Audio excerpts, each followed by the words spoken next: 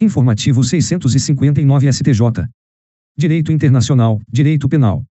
Crime contra a Humanidade. Art. 7º do Estatuto de Roma. Tratado Internacional internalizado pelo Decreto número 4.388/2002. Ausência de lei em sentido formal. Princípio da legalidade. Art. 5º, inciso 39 da CF ofensa. É necessária a edição de lei em sentido formal para a tipificação do crime contra a humanidade trazida pelo Estatuto de Roma, mesmo se cuidando de tratado internalizado. Informações do inteiro teor.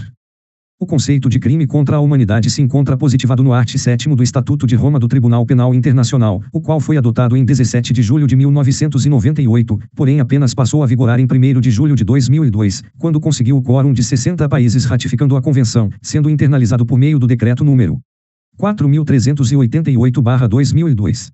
No Brasil, no entanto, ainda não há lei que tipifique os crimes contra a humanidade, embora esteja em tramitação o projeto de lei número 4.038/2008, que dispõe sobre o crime de genocídio, define os crimes contra a humanidade, os crimes de guerra e os crimes contra a administração da justiça do Tribunal Penal Internacional, institui normas processuais específicas, dispõe sobre a cooperação com o Tribunal Penal Internacional, e dá outras providências. Nesse contexto, o Supremo Tribunal Federal já teve a oportunidade de se manifestar no sentido de que não é possível utilizar tipo penal descrito em tratado internacional para tipificar condutas internamente, sob pena de se violar o princípio da legalidade, art. 5º, inciso 39 da CF/1988, segundo o qual não há crime sem lei anterior que o defina, nem pena sem prévia cominação legal, art. 5º, inciso 39 da CF/1988. Assim, tanto no Supremo Tribunal Federal como também no Superior Tribunal de Justiça, não obstante a tendência em se admitir a configuração do crime antecedente de organização criminosa, antes da entrada em vigor da Lei nº 12.850/2013, para a configuração do crime de lavagem de dinheiro, em virtude da internalização da Convenção de Palermo, por meio decreto número 5.015/2004, prevaleceu o entendimento no sentido de que a definição de organização criminosa contida na referida convenção não vale para tipificar o art. 1º, inciso 7º, da Lei nº 9.613/1998, com redação anterior à Lei nº 12.683/2012. De igual modo, não se mostra possível internalizar a tipificação do crime contra a humanidade trazida pelo Estatuto de Roma, mesmo se cuidando de tratado internalizado por meio do decreto número 4.388/2002, porquanto não há lei em sentido formal tipificando referida conduta. Direito Internacional, Direito Penal. Convenção sobre a imprescritibilidade dos crimes de guerra e dos crimes contra a humanidade. Ausência de ratificação pelo Brasil jus cogens. Inaplicabilidade. Controle de convencionalidade. Necessidade de harmonização com a CF/1988.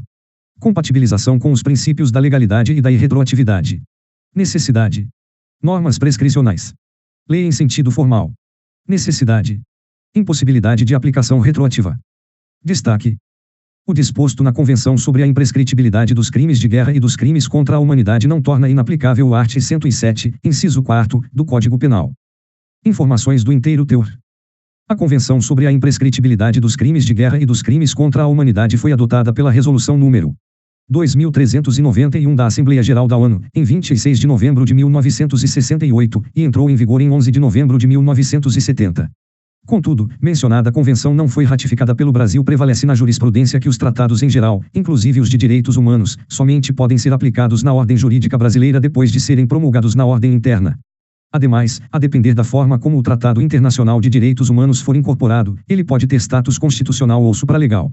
De fato, no julgamento do recurso extraordinário número 466.343/SP, o Supremo Tribunal Federal concluiu que o art. 5º, parágrafo 3º, da Constituição Federal revela que os tratados sobre direitos humanos, que não foram aprovados naqueles termos, não possuem status constitucional. Contudo, embora se tratem de normas infraconstitucionais, posicionam-se acima das leis, assumindo posição de supralegalidade.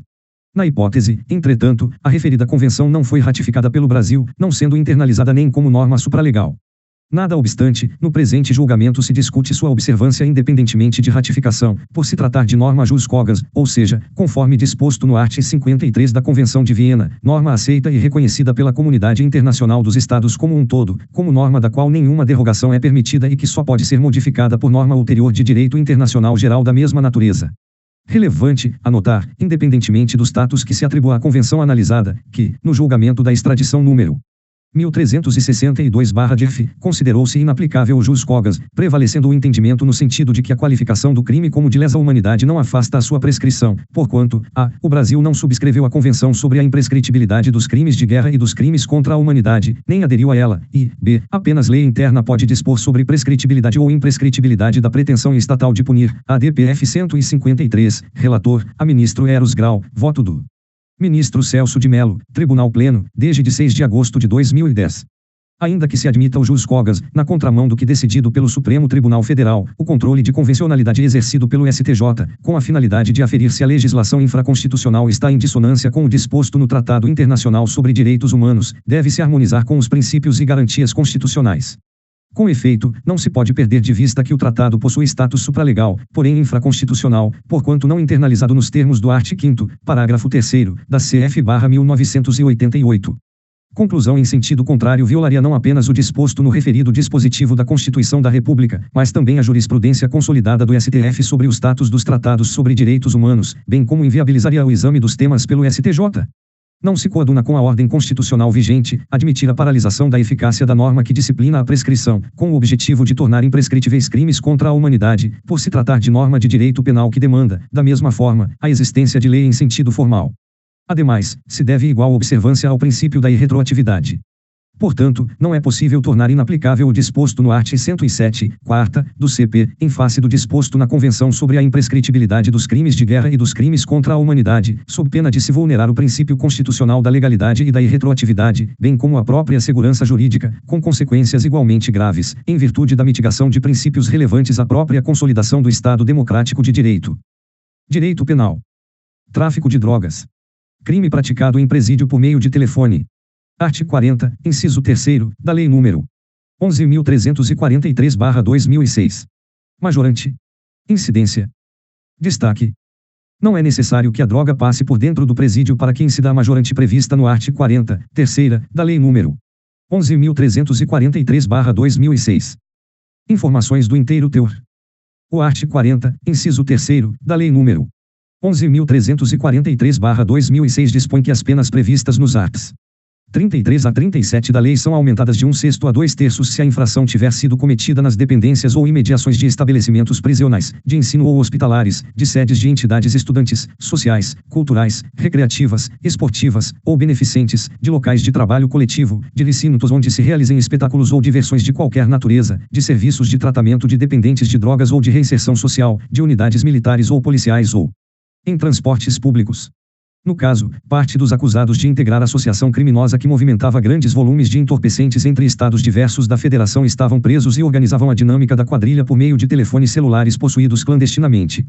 Assim, em estando os autores dos crimes incluídos no sistema penitenciário, não se pode afastar a conclusão de que seus atos foram praticados no interior do presídio, ainda que os efeitos destes atos tenham se manifestado a quilômetros de distância. O inciso 3º do art. 40 da Lei nº 11.343/2006 não faz a exigência de que as drogas, objeto do crime, efetivamente passem por dentro dos locais que se busca dar maior proteção, mas apenas que o cometimento dos crimes tenha ocorrido em seu interior. Direito penal. Indulto. Decreto Presidencial número 9.246/2017. Regime semiaberto ou fechado. Ausência de restrição. Destaque.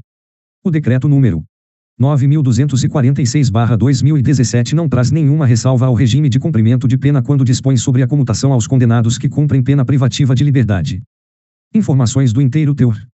Inicialmente cumpre salientar que o indulto e a comutação, no ordenamento pátrio, não estão restritos apenas a fundamentos humanitários e costumam ser previstos anualmente, de forma coletiva, como verdadeiro instrumento de política criminal colocado à disposição do Presidente da República, segundo sua conveniência.